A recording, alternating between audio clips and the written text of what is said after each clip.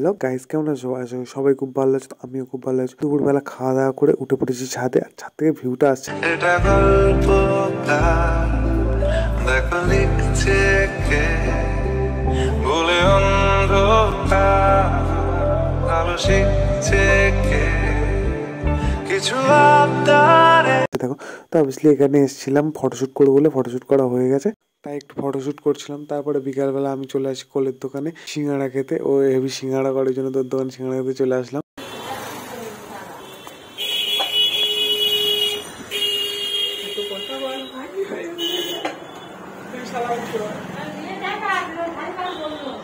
ওরম বলতে যে দিদা যখন তুই বলো সিঙ্গাড়া খাই শেষ করে সন্ধ্যেবেলা চলে আসি দোকানে। আর আজকে দোকান কাস্টমার তেমন ছিল না, তাই বসেছিলাম। আর বসে বসে আজকে ঘুম পেয়ে গেছে, তাড়াতাড়ি করে দোকান বন্ধ করে বাড়িতে চলে আসি, এসে মুড়ি নিয়ে বসে পড়ি।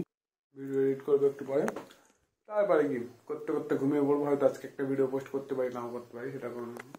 তো আজকে ভিডিওটা এই পর্যন্ত, চলো টাটা, বাই বাই।